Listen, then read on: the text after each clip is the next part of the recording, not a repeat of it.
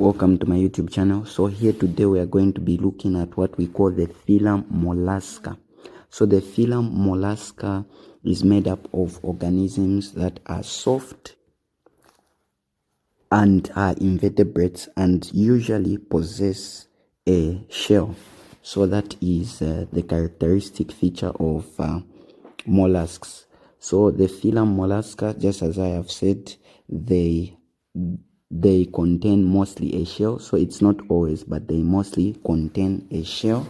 They have got soft bodies, just as you have seen the snail.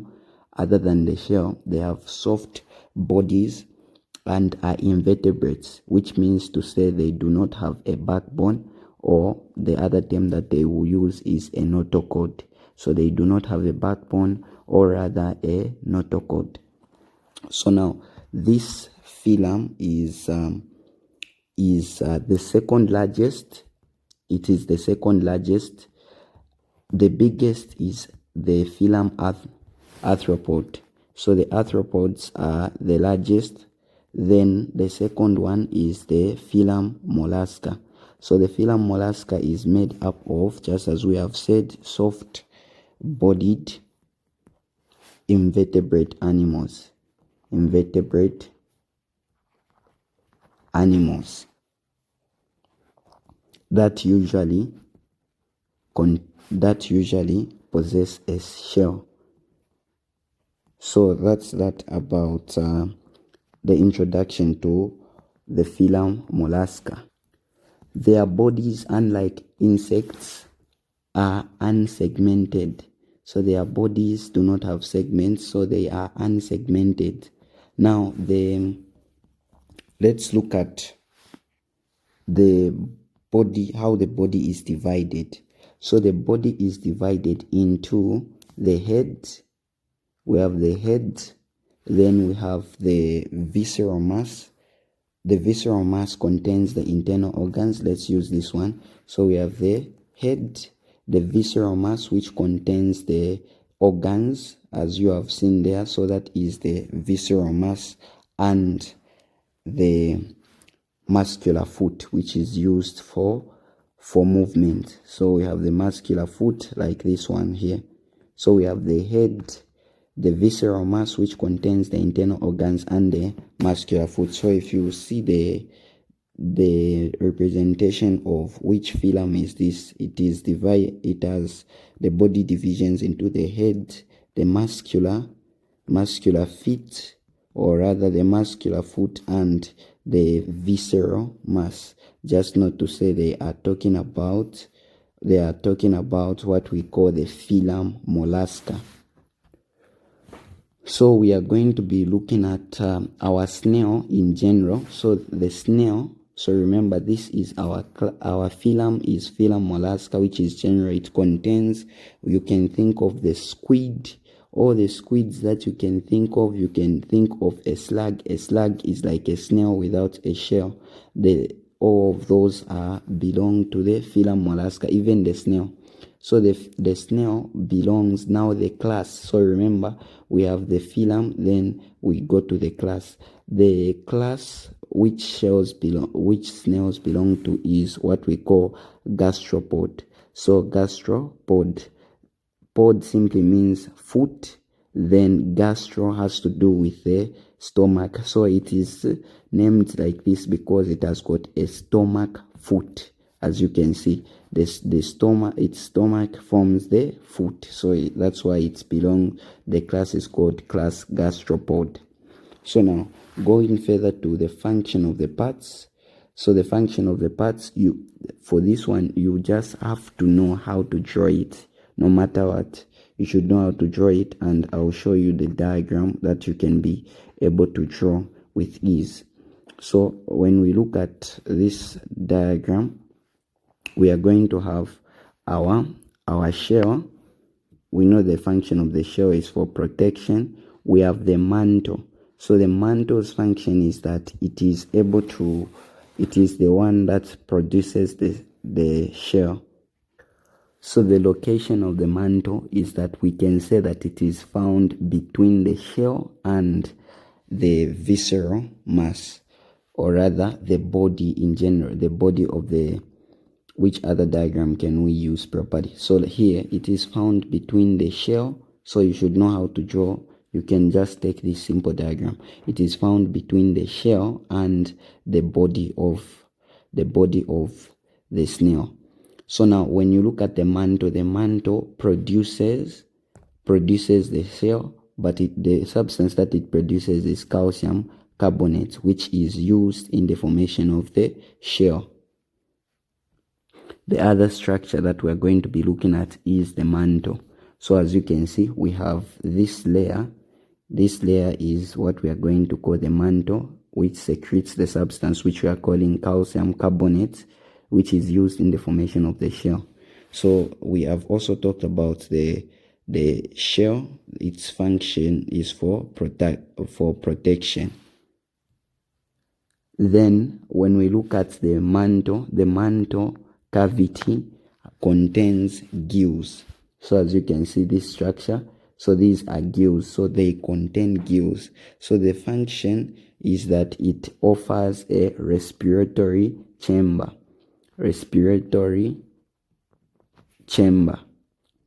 Like that. So where you see gills, you expect there to be respiration.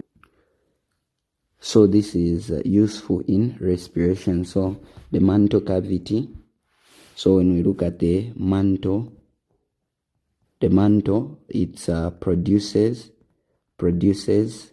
calcium carbonate, which is used in the production of the shell. Then when we look at the mantle cavity, on the other hand, mantle cavity, it produces, or rather it not produces, sorry, but it contains gills which are used for respiration. So that's the major function of the mantle cavity. The mantle cavity is also important in excretion. It is also important in excretion as well as and reproduction. But if they just ask you for one function, just write contains gills which is used for respiration. Now, looking at other structures, so we have this tongue-like structure. So if you want, you can extend it like this. So this tongue-like structure is what we call the radula. So the radula acts like a tongue. So the radula is a feeding organ. So the radula is a feeding organ.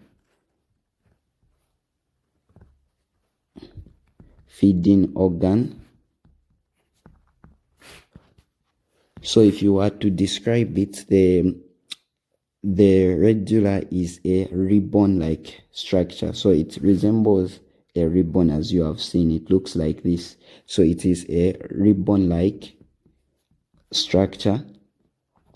So this ribbon-like structure, it has got tiny teeth. So that's why it's a feeding organ. So it has got with tiny teeth like that. So by the other functions, or rather it is the same function, it is used in scraping. So scraping is what we are just referring to, the removal of food. So the removal of food from a surface. So that is the scraping. So the removal of food from a surface. Such as, for example, we can have such as algae. Algae can be removed from rocks. So when it is removing, that is what we call scraping. So we have, if we have a rock like that, then there is a plant there. Then them removing this plant is what we call scraping. They are also used in cutting like that, so they are able to cut food into smaller pieces like that. So those are so this is mainly just it is a feeding organ. So to simplify it, it is a feeding organ. Sometimes in predatory mollusks, those that hunt prey, they use so let me write there, predatory mollusks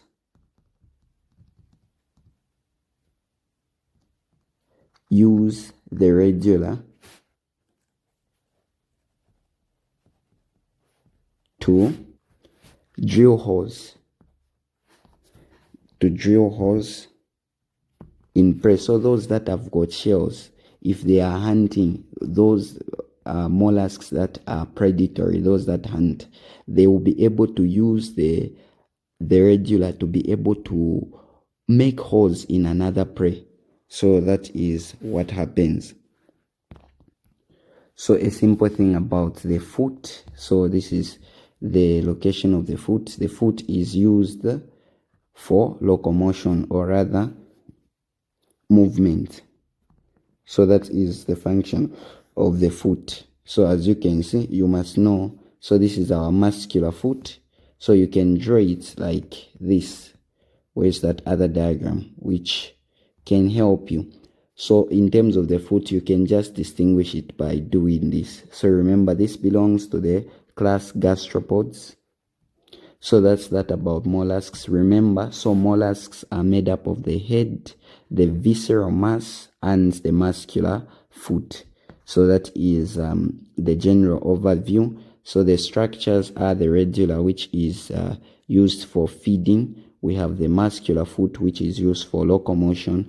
We have the mantle, which produces a substance known as calcium carbonate, which is used in the formation of the shell. We have the structure that contains the gills, which we were calling the mantle cavity. It is also used in excretion and reproduction. So those are mainly the functions. The shell is useful in the protection of the mollusks. So how can you write the function of the shell? So the shell provides protection. It provides protection by allowing the muscular foot